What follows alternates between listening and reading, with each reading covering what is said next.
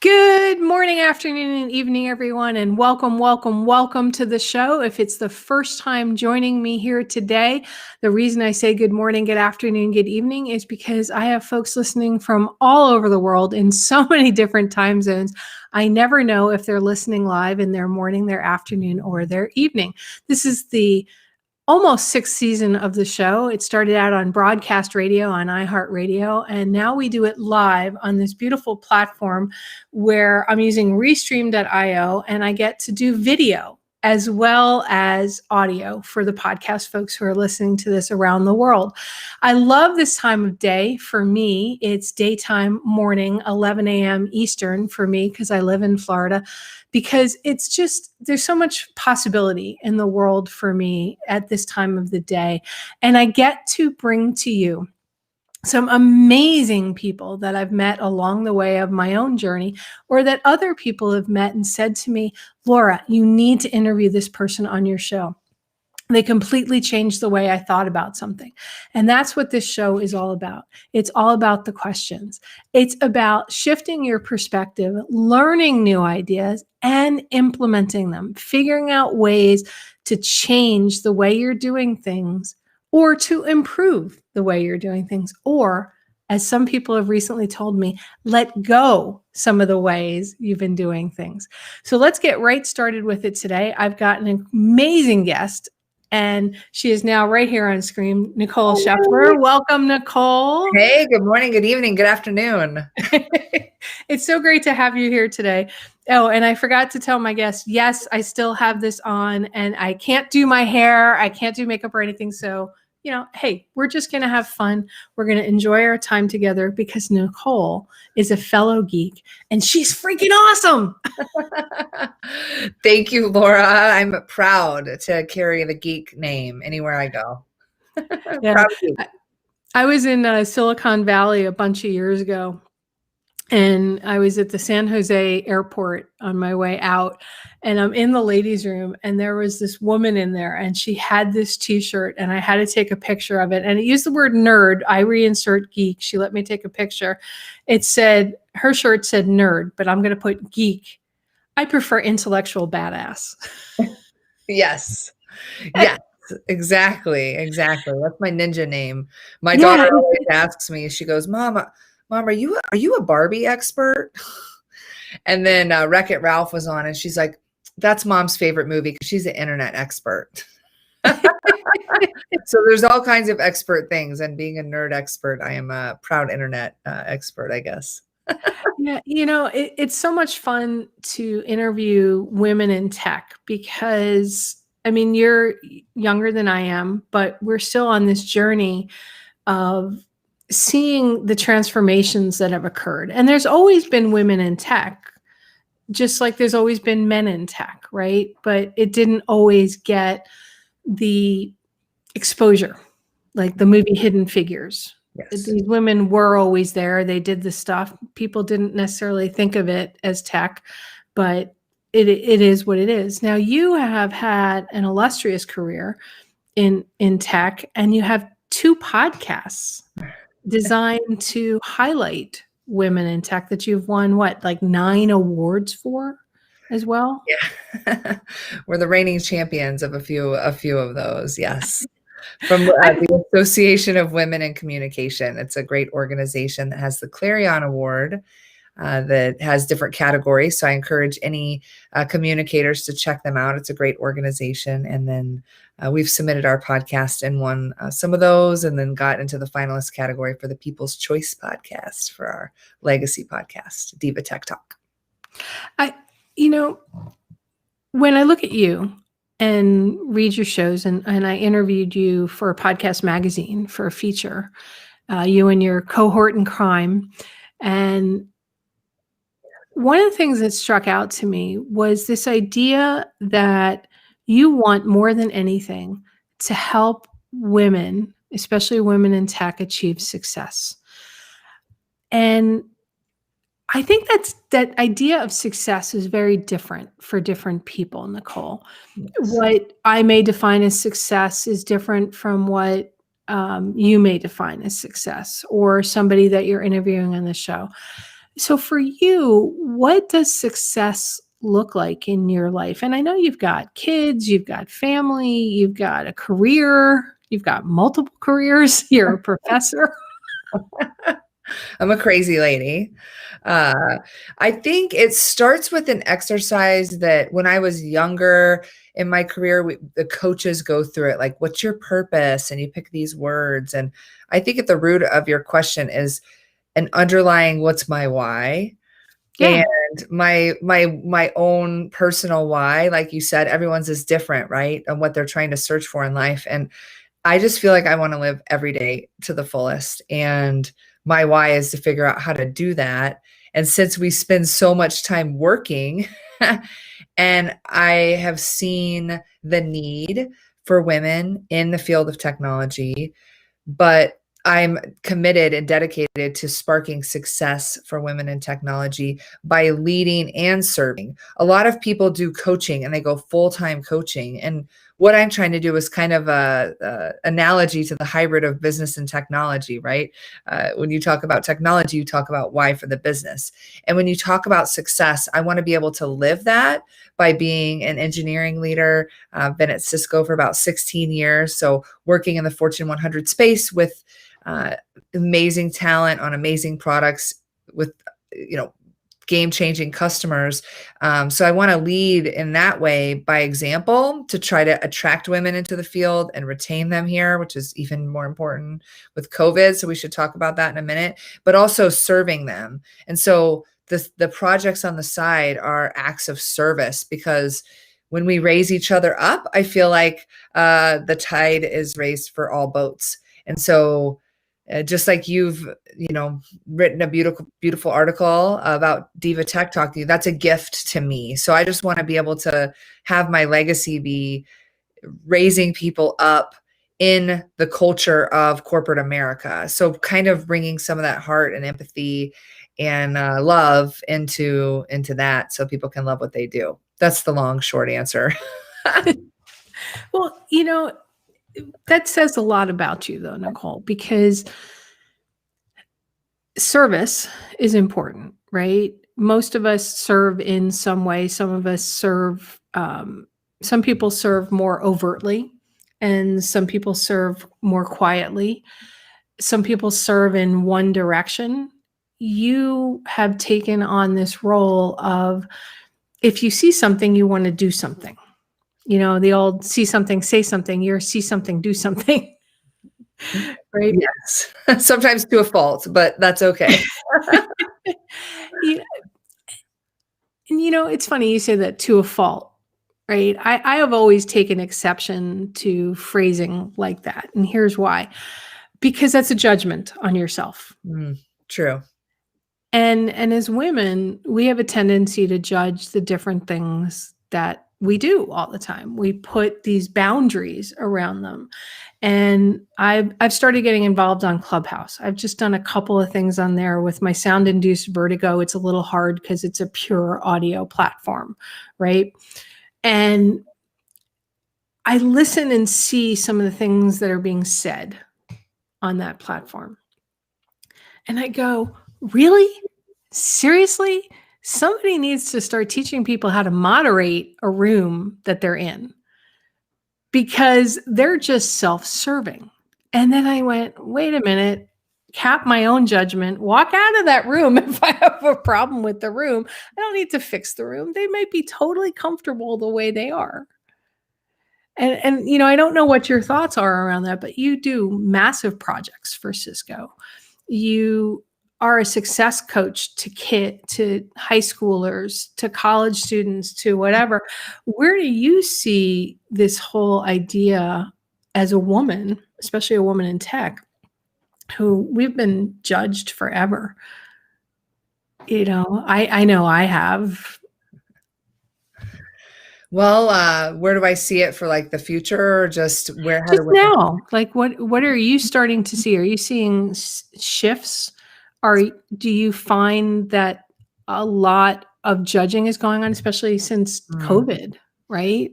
So a lot of the judges in ourselves. We're our own worst enemies sometimes. So understanding how to reverse what's happening to you. I mean, I think right now as a collective, the world is already going through so much.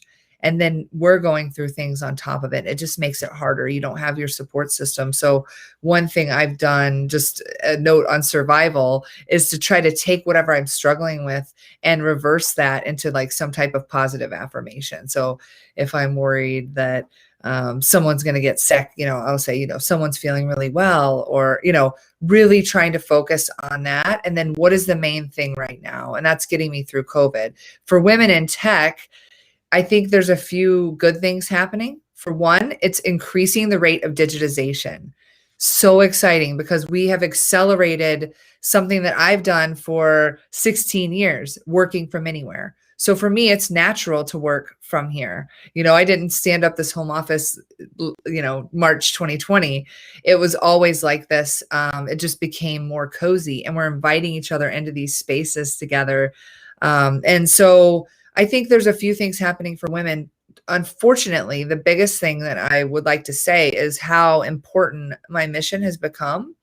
I've always been passionate about women in technology, but with the pandemic, more and more people have lost their jobs, as we know, and women are leaving because of the need for them to serve as mothers, to help with school, and to make tough choices for families, for health reasons, or travel reasons and things like that. I think it's an even more important reason because we've made so much progress in the last 20, 30 years. And if we don't keep our feet on the gas, and companies don't really intentionally start to diversify their talent in all ways, then we're going to lose out on the innovation that could save the world, right? Yeah, it is. It still fascinates me. I have no children. Okay. And I'm not currently married either. That it's still, in this day and age, falls to the woman to take care of all those things.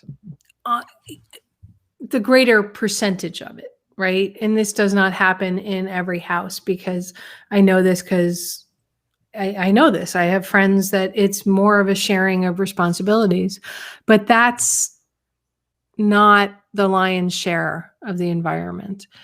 And I'm curious, do you think that's because women choose to continue to take on that role and not push back, or because, there's a genetic predisposition to, we just need to do these things, so we put ourselves last over somebody else? We do tend to put ourselves last, for sure.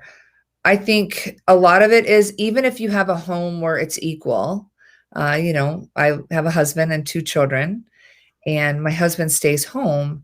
The culture outside of our homes is still very traditional.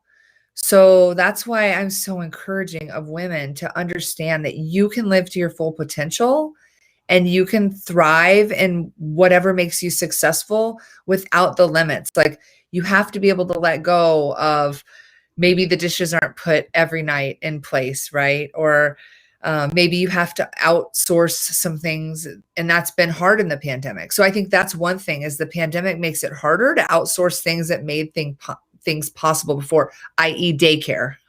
Yeah.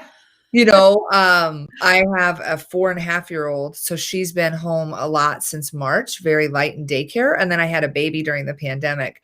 So it's been an incredible amount of pressure to work through things and still continue to be a mother, but we can control how that goes in the future. And that's a lot of what I'm trying to do, is empower women, but also empower through organizations to understand and be aware of how we lead with empathy. And I think that's a great thing that's come from the pandemic, is that we are starting to see people be a little forgiving if a kid pops in, during a meeting or a live. I go live a lot on social, and I've definitely gotten some visitors.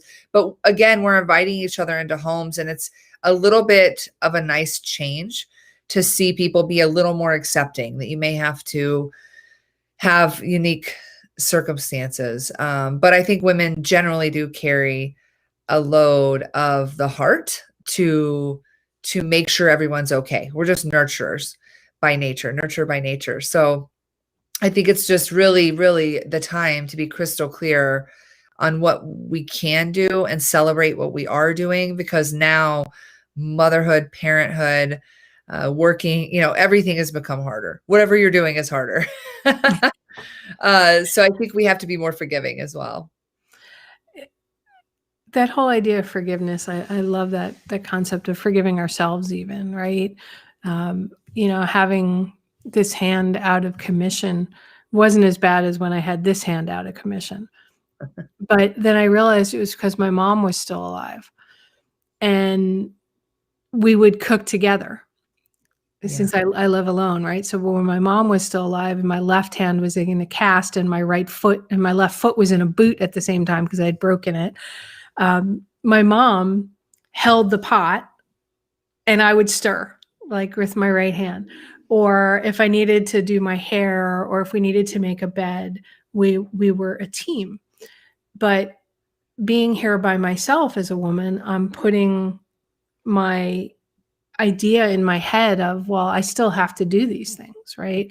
And I still need to wash the dishes and whatever. And then my friend the other day said, have you ever heard of paper plates? Yes, amazing technology. Paper. And I hate the idea of plastic forks, but she's like, there are options. You don't have to hold yourself to this perfection idea. You don't have to throw makeup on. You don't have to, if you go on air wet head, just explain wet head. Sure. Well, what powerful symbolism, Laura, because that's exactly what we're going through as people. Right. You physically have one hand less, and now you wish someone was there. And now people can't have their right hand person there for them. And I think it really is a rise and a time for people as a collective, yes, in corporate America, yes, for women in tech to come together, but more importantly, for us to be the right hand for each other. And if, for example, when I had the baby during the pandemic, we needed a right hand very badly. We had a lot of bad juju at one time that our family was going through with loss and cancer. My husband's mom died 6 days before the baby was born. Oh, I did not know that. It's just like everyone, it's so symbolic, right? Like you said, like, how can you be the right hand for someone? Like if you have two hands, how can you lend a hand and be there? And I think that that's what I saw happen to me in the pandemic with Women of Cisco, because when no one else was there for me, my Women of Cisco team catered dinner for me for a few weeks. And it's just really a beautiful time of the awakening of how much we can do for each other and be the right hand. So I just thought that was kind of a beautiful analogy to your hand injury. Oh, it's just absolutely perfect. I love that. I don't know if you know Jenny Lisk. I had her on my show 2 weeks ago. She wrote a new book called Future Widow. Okay. After her husband passed away, she's got an amazing podcast called the Widow Parent Podcast. And she talked about the village that it took while she was nurturing her husband through 8 months of dying from a brain tumor. And she had children, and she was in the middle of a major home renovation when her husband got diagnosed.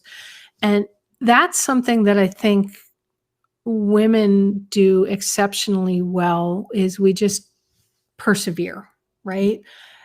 But we also are amazing at looking at what another woman is going through and saying, here's how I can help.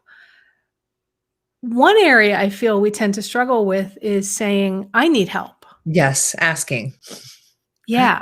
Yeah. So when you're working with the different people you work with, and for yourself and for my listeners, what would be your advice, your suggestion, your experience around saying, yeah, I can see what everybody else needs, but how do I ask for what I need?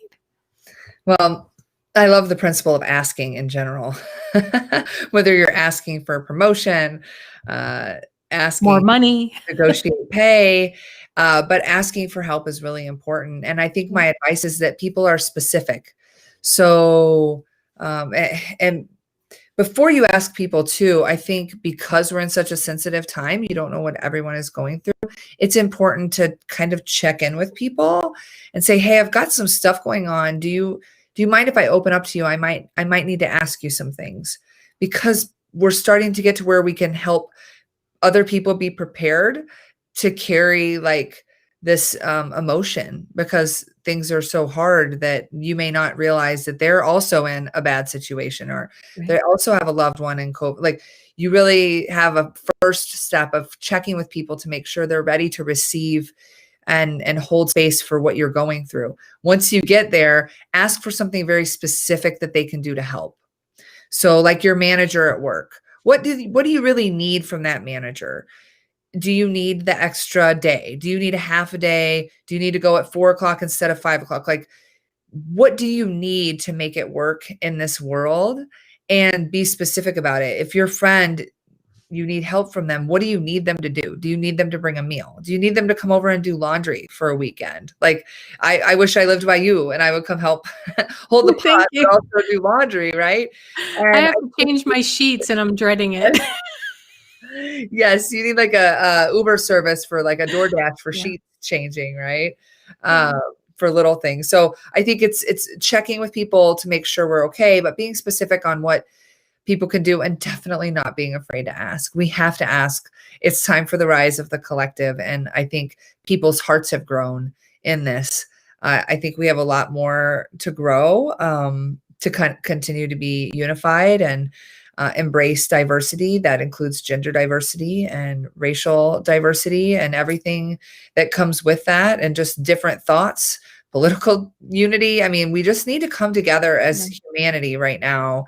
It's just, I think everyone's feeling so overwhelmed. So I just give a big hug to everyone out there who's watching this. You know, I miss being able to hug people and smile people. And I think that humanity does. Like, I know you kind of see it in the innocence of a child, right? What they miss and the simple things that they miss. And so we got to kind of get through this together. Yeah. I want to kick to part of what you just talked about, because you talked a little bit about asking inside work in addition to the asking outside of work stuff. And my God, I wish I could take notes right now, which I can't quite. You should see my handwriting. It's quite funny right now. So I'm just not even bothering. It's just whatever it is. I'll catch up on all that stuff later. It's only another week and a half. But with what's going on for women at work, especially, and even for men working from home that maybe weren't before, but let's talk women, because you and I are women and both of us are all about empowering women. And we see that they don't often, as we just talked about, ask for what they need. I know Cisco is very big in empowering and also the work from home environments, but there are a lot of corporations who are not, right? So there's a lot of women out there in tech or otherwise that now are working from home. They are teaching their kids. They are cooking every meal. They are taking care of their homes, their husbands, they're this, they're that. They feel they need to take it all on. And their bosses seem to feel that they should work 24 hours a day.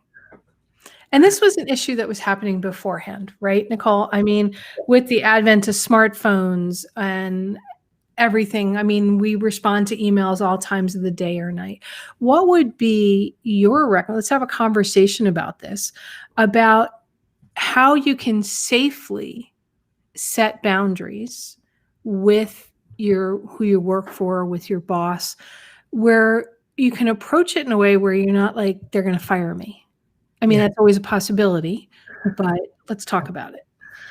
Yes. I think, for one, we are connected 24/7 on these phones. So we are constantly connected. As a trade, we need to realize if you're going to be constantly connected, then you constantly need to have a little forgiveness for, like I said, the meeting. I'm breastfeeding. So maybe I might have to step outside of a meeting to pump, or, run upstairs and to visit my child.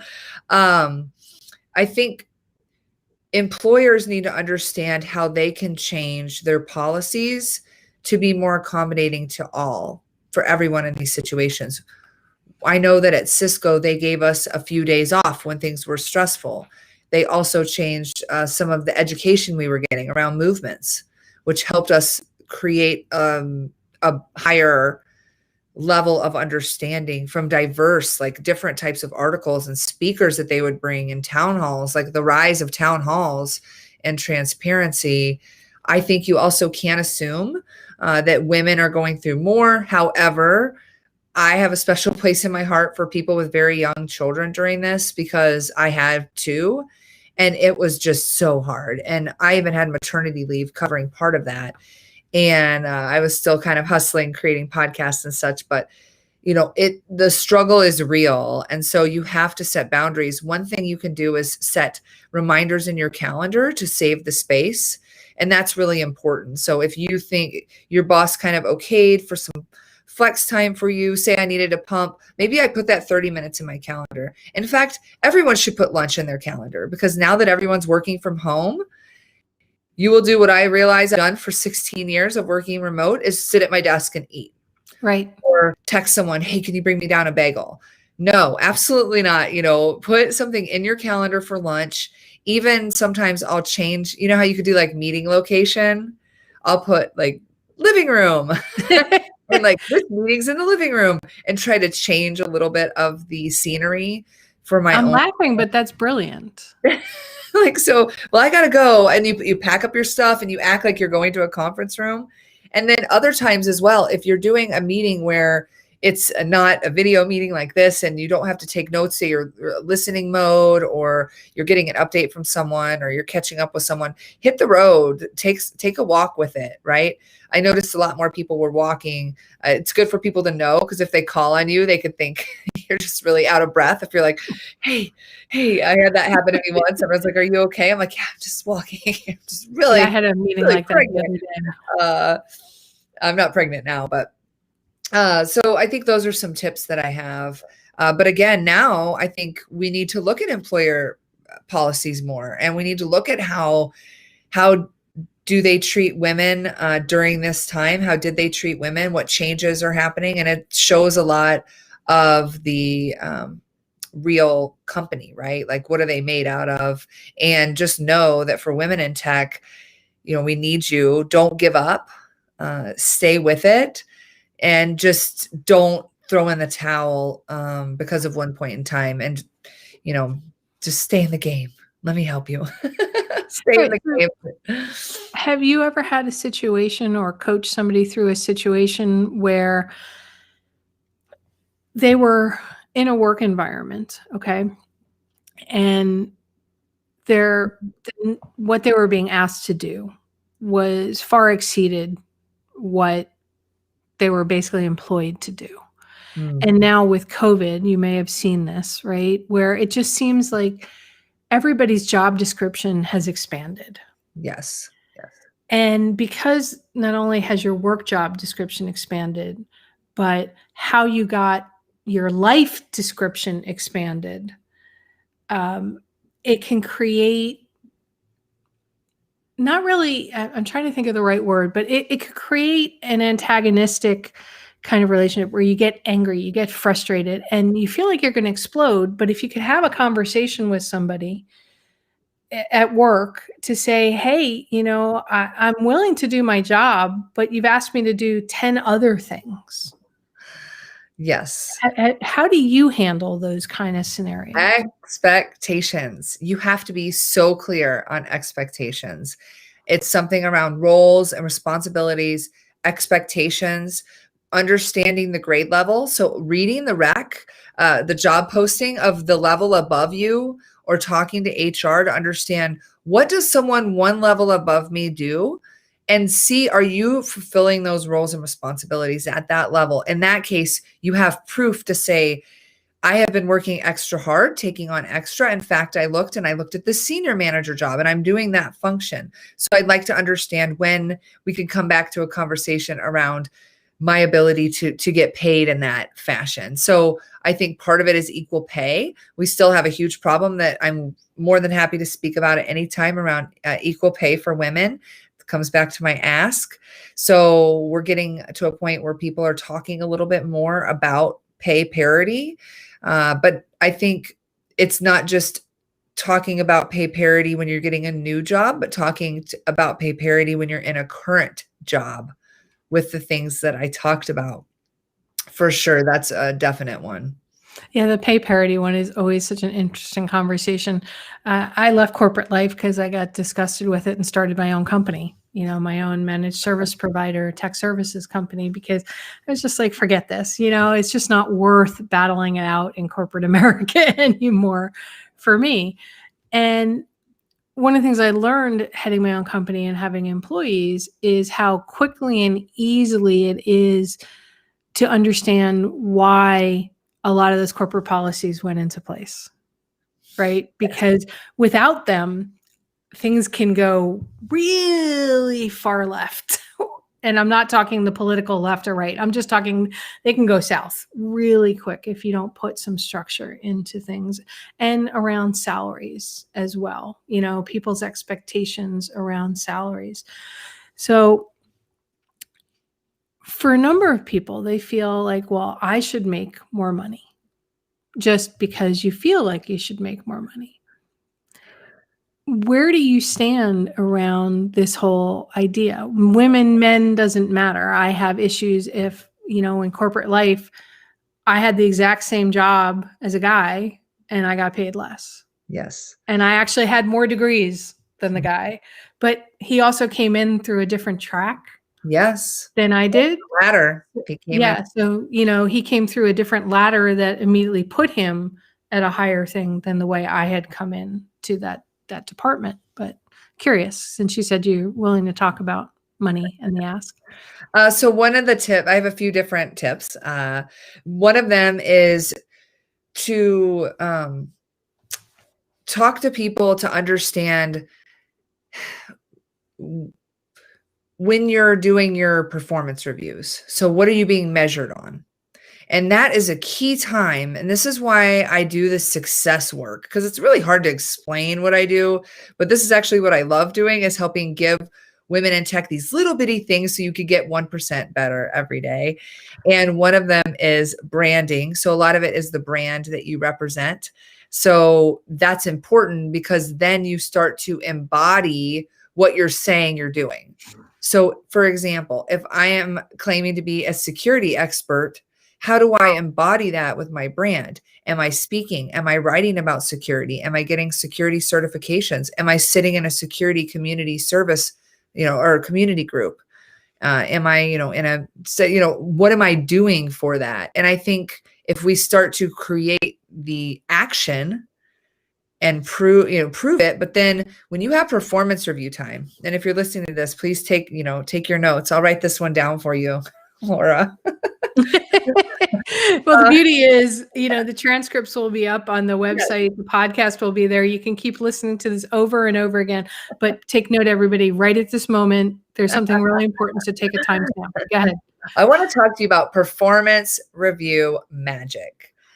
When you go to a performance review, your boss has an HR system guide rail of what they're measuring you on.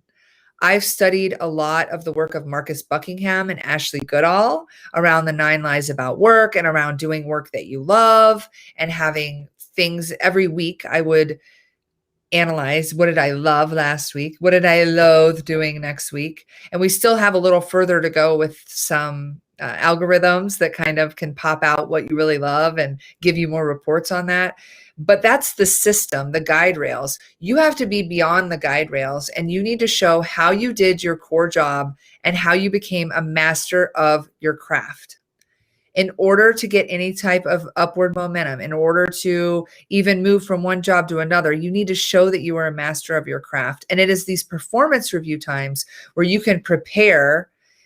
I do unsolicited performance reviews. That's the magic. I go, here's your guardrails. And here's my beautiful presentation of everything that I've accomplished, starting with my core job.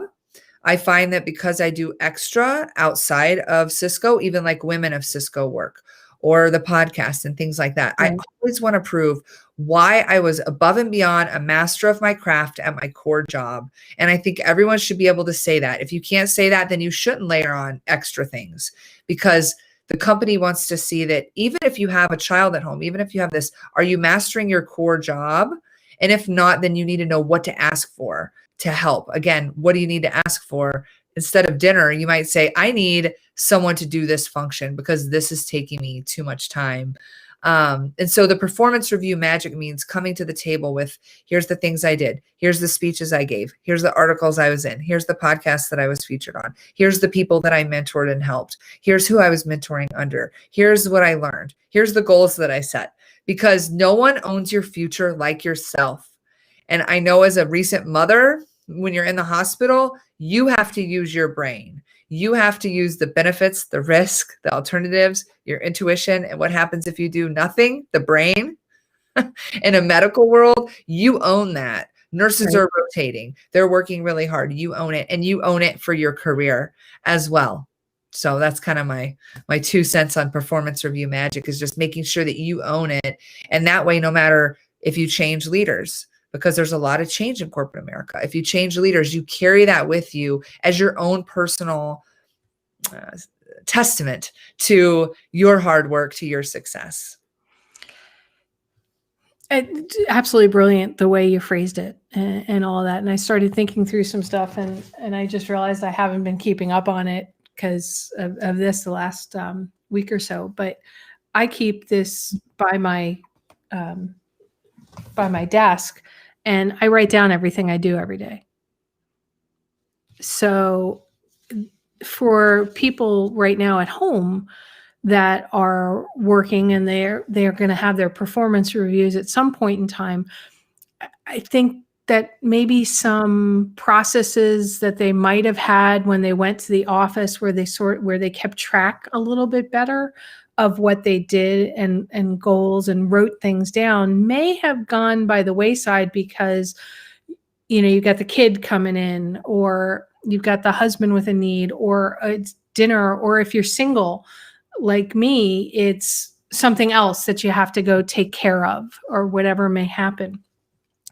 What are some techniques that you have found for yourself and for others help prepare for that? Because there's a lot of people I know, from having owned my own company and in corporate life had people underneath me as well, where it's like they come to these meetings, these performance review meetings, like they weren't even aware it's going to happen. So they're not even prepared. They just want the boss to lead the whole thing, which is where I find, I don't know if you've seen this, Nicole, where I find the dissatisfaction comes from both sides of the desk, is that expectations. I'm expecting you to walk into your performance review prepared for the performance review.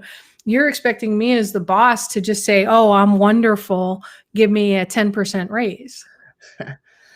Yeah. Well, Laura, it's all about the questions. Because you have to establish with your manager early on.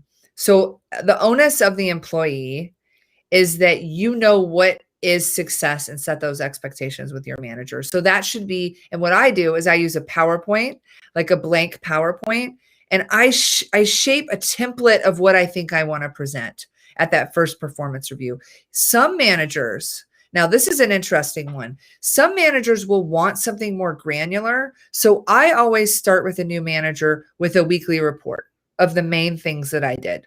Main things, not the, emailed someone back. No, moved a deal forward, gave a presentation, supported this, helped collaborate with this, like the main things that you did. And then get a feel of if that manager wants that level of granularity. So when you start fresh with a new manager, or you just say, hey, it's the new year, I'm starting a new habit, I'd like to give this to you.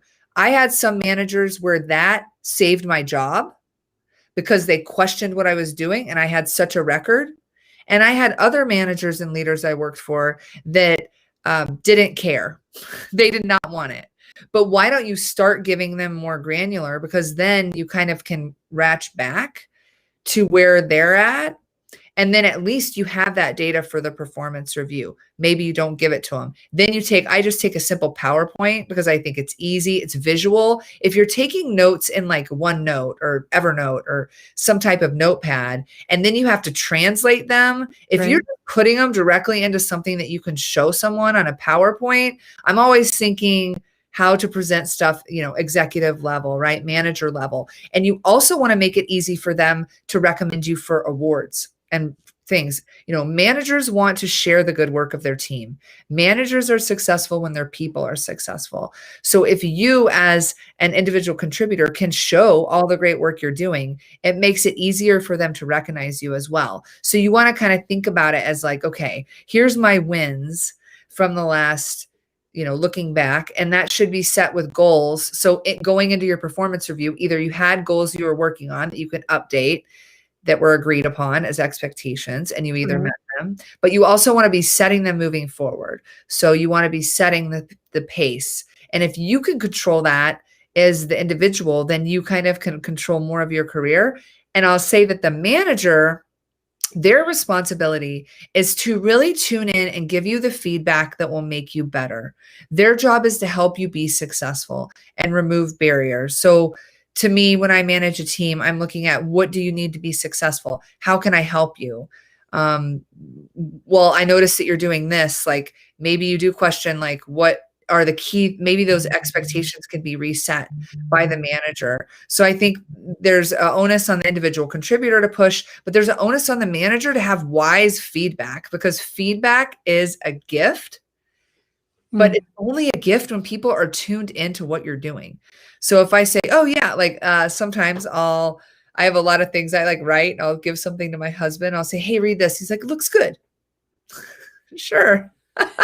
Looks good, right? You don't want like a looks good from your manager. You want your manager to be invested so that they have what I call the 20%, the things that will really help you sharpen your knife, because every good athlete needs a coach, and every good employee can have a manager to help them be better, reach their goals, be more satisfied at work, contribute to the corporate culture, recognize what they need, because they may not ask. So the manager sometimes has to see what they need, even if they're not asking, and try to provide that. But that's kind of a philosophy of leadership. So that could be many ways. It's a great philosophy of leadership. And BJ, thank you for the comment on social media, by the way. Appreciate that. When I saw BJ's name pop up, it made me think of another. I'd already been sort of formulating some of the things you were saying, because there's so much insight, right, in everything that you said. And I'm glad we told everybody, okay, pay attention, timestamp here, so you can go back and magic. But let's let's take a step to another direction with that. For those that are listening that are entrepreneurs, that are not working for somebody, that do not have a direct manager, I see how a lot of what you said can apply towards their relationship with their clients. Because you need to do a lot of those you should be doing those same things with your clients, because you want to keep your clients happy. You want to keep that relationship going. I can't tell you, you've probably seen this a thousand times, Nicole. People have clients and they're like, I don't understand why the relationship went south, or how come I'm doing, I'm spending these bills, and they're like, well, that's not what we agreed to. And the bills are so much higher than what was sort of agreed to, because the person kept adding on to the project, but the entrepreneur didn't say, well, wait a minute, that's a change. So can you take what you were saying about a manager-employee environment and shift that to an entrepreneur-client environment? Absolutely. So cool. See, I knew you could do that. Yeah. No, I love it. I want to, totally. A lot of it has to do with the expectations. So in the corporate world, you're working under the expectations of your boss, who guides your career in the way, right? They're kind of in charge of you there. Well, in the world of small business and entrepreneurship, your guide of if you're hitting the mark is your customers. So you need to be really committed to understand that your customers are a journey. As George Bryant says, relationships beat algorithms. I'll give him a shout out because I've been studying under him lately, and he does a great job talking about understanding the customer journey. That all comes down to, what did you promise that you'll deliver them? And are you delivering that? And where are you at in delivering that? If you did deliver it, how can you show that you delivered it? So it's the same thing as coming back to a performance review. Although you should go back to your customer, and guess what? That customer is going to be your biggest fan because you've ensured that you got them what they need. And if there isn't, then you open the door, taking like a performance review conversation and doing a QBR, a quarterly business review, or some type of process with your customer where you show them the great work you're doing, because they may not know. Just like a boss may not know that you're off doing all these wonderful things. That's why you have to tell them. That's what you need to do for your customers. They may not know that you backed up, all their data, or you made custom logos for their, event, or that you helped troubleshoot this, or you helped one of their employees get stood up. I mean, there's so much that goes on. You have to show your magic through the performance review. And so absolutely. And I will say one other thing. The reason why I do this is because not only does it show what you're doing for accountability to your manager or to your customer, it helps you see that you've achieved. And success is a matter of setting up your own goal line and pushing towards that goal line every day.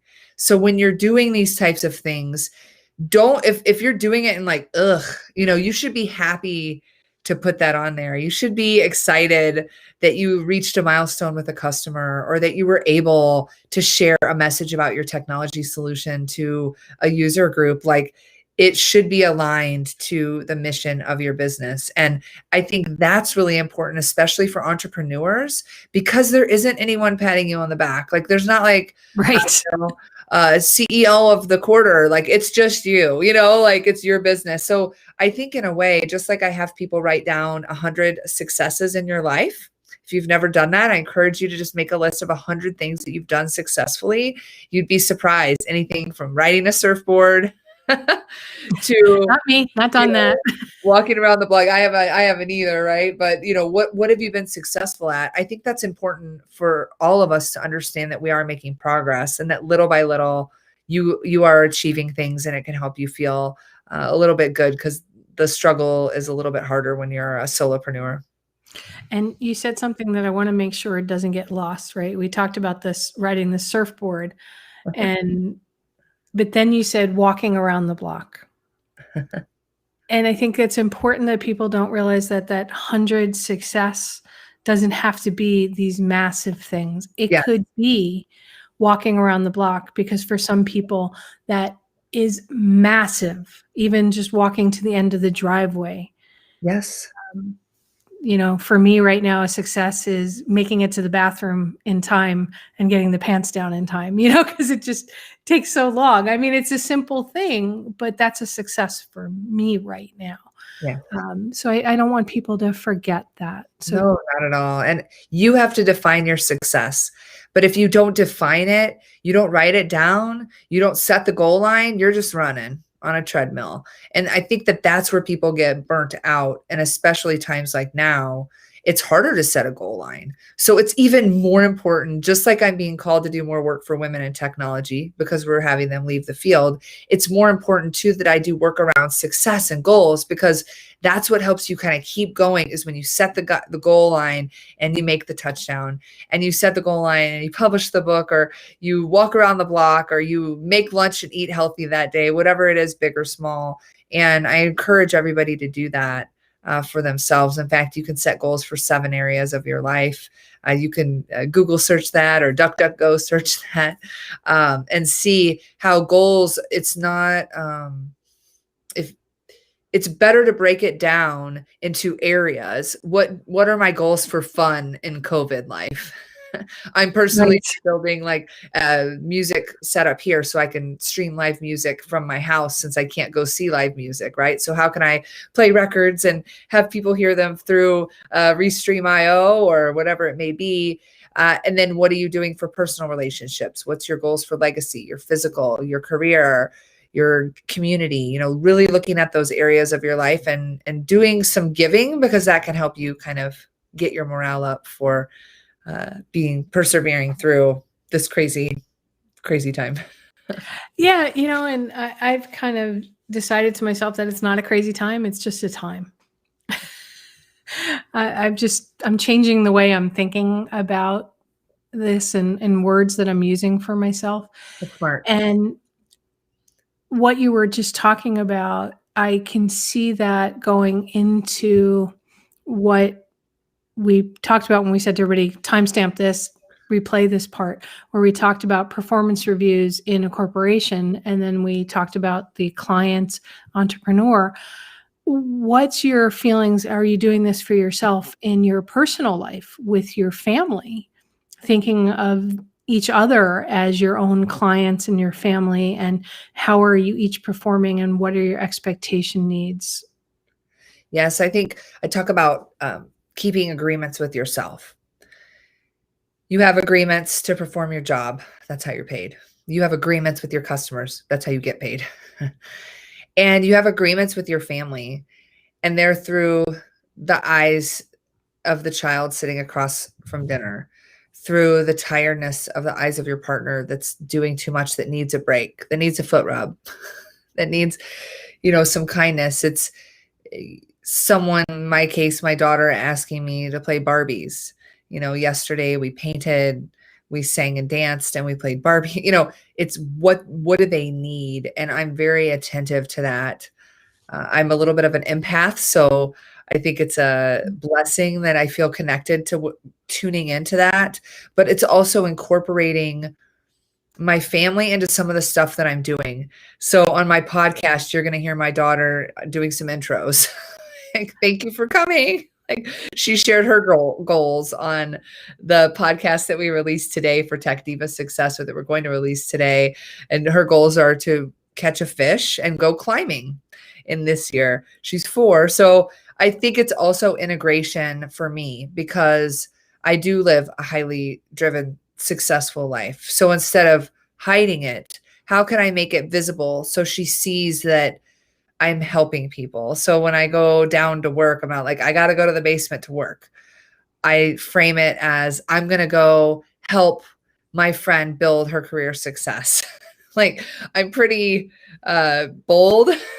I love I'm gonna that. go Awesome. help my customers build a solution so that they can get on the internet securely. I mean, it's bringing them into part of it is good too, and then being a part of their life and understanding what's important to them. And self-care is really important, and making sure you find balance. But balance isn't, you know, this many hours this day. It's never exactly, oh, this is the balance. The balance is ebbs and flows. I always laugh about the cookies on the plate story, right? So I'm the kind of person that I carry a lot of cookies on my plate. I do a lot of things. And sometimes when my plate gets full, I'll hear from my friends or family like, Nicole, we're worried you're doing too much. And I say, I understand. I'm not taking any more cookies right now. My plate is full, but I'm not going to throw the plate on the floor. So let me hand out the cookies. Let me get them off my plate. And then when I hit that point, I make sure I come back down and schedule the time just for my family and reserve that time to be a super mom and be goofy. And it's about quality time. And you can't always have it be quantity. It has to be the quality, because you could sit there for, you know, a million hours while your kid's on an iPad and, you know, but you're not interacting with them. But are you building a Lego jewelry box? I don't know. That sounds like fun, a Lego jewelry box. A frozen All right, Lego we're jewelry getting box. close to the end of the time today, and I could talk to you for hours, Nicole. I know you've got a book coming out that you said isn't officially launched yet, but you're willing to share with us about that. For all of And I you. also want to give you an opportunity to share how people can get in touch with you and where they can find your great podcasts. Wonderful. And I will say that this tattoo is not real. I'm glad I talked about my daughter, because well, I do love Pokemon, but I will say that I noticed it was a little bit in the video there. throwing it in the video. So yes, I am really dedicated to sparking success for women in technology by both leading, like I said, and serving. And I do that in a few ways. I have kind of communities with the podcast. We have the Diva Tech Talk podcast that I've been doing with Kathleen Norton-Schock for over 6 years. We have over 100 episodes, and we tell the career journeys of women in tech. So basically you can listen through, read the article about them, see them, and see if that resonates with you and help let that inspire you to be in it. I found that a little narrow because we have so much other diverse ideas that can help inspire women in technology. So I started the Tech Diva Success podcast, which is open to men, women, coaches, all kinds of people who have success tips for women in technology. That's the smaller show. So if you're out there and you want to share your gift for women in technology, I would love to talk to you about it. And then I have 2 books. Okay, wait. So names of the 2 podcasts again? Diva Tech Talk and Tech Diva Success. And everything is available at techdivasuccess.com. All the goodies. Thanks for the thumbs up there. And then my book with Jack Canfield is really good. You can read about ERO, my favorite formula, The Secret of Life, which we don't have time for, but it's kind of my secret of life. I have a YouTube channel where I talk about that as well. And then the sneak peek is this book. Super excited. 1 Habit to Thrive in a Post-COVID World. So this is full of amazing habits that you can do to try to thrive. A lot of it is, video. I talk about masking up your technology, which is a play on securing yourself in the digital world. Security, so hot right now, security. Yeah.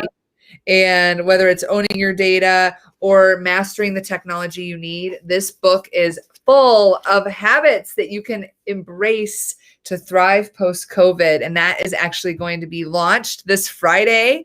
So you could check it out on Amazon. And they have 1 Habit books in many different areas. This is the post-COVID one, which is another great way, I'll say, for anyone out there who's looking to be an author to contribute. Feel free to reach out to me. I'm happy to share my experience. It's a great way to take something that you're passionate about, a little tidbit, and work with some other great people in collaboration to create a book for the author out there that doesn't want to spend all the time writing and the process that can occur with books. So I would love to connect with anyone on social media. Tech Diva Success, you can find me on there. And I have a goal setting workshop content, and I have a private Facebook group where I preview all of my courses for free, kind of as my beta test if you're in the private group. And they find that where? At Tech Diva Tribe. It should be listed on Facebook. Okay, and that Tech Diva Tribe. Yes, it's more of an action-based group versus the page is more for updates on what I'm doing in the collection of body of work. But the tribe, the Tech Diva Tribe, shout out to my tribe out there. That's where we get it done. That's where we do the work. We're setting the goals. I'm sharing these tidbits, and people are getting, hopefully, bringing in more women into the field of technology and letting them stay there to make a big impact. I love it. Thanks so much for being on the show today. Yeah. We talked about a lot of really cool things. I know it wasn't necessarily cohesive in some of the topics, but it got to what we were really trying to talk about, which is empowering success and the steps that you can take yourself to do it. And I hope we got full tips. If one tip, then hey, that's a win for me. You shared so much information in spite of my being a bit scattered at the beginning, but the ibuprofen finally kicked in. So yay! Hey, ibuprofen. Gotta love the little things in life, right? Yeah. And I love so many of the techniques and tips that you shared and the strategies that you shared to help women and men be successful, whatever their career path may be.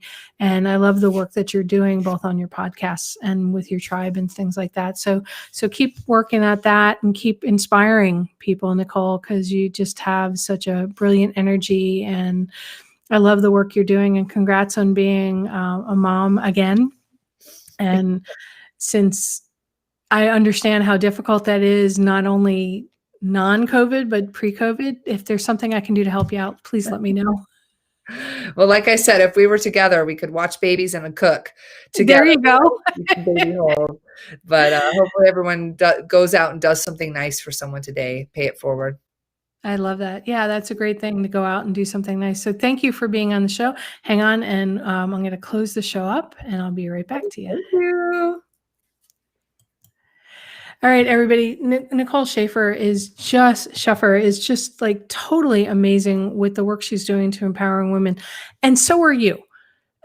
You're watching this show or you're listening to this show on podcast and you have an idea. You have so much that you can be doing for the world, but if you don't do for yourself first, you're not going to have anything to give to the world. So know what you need. Know what your asks are. Know what your boundaries and your expectations are. And if you need some help doing that, you can reach out to Nicole. You can reach out to myself. Let me help you help yourself and help others in the world. That's what Nicole and I stand for. That's what we want to do in this world. So remember, at the end of the day, the right questions can change your life. So what are you asking today? Have a great day, everyone.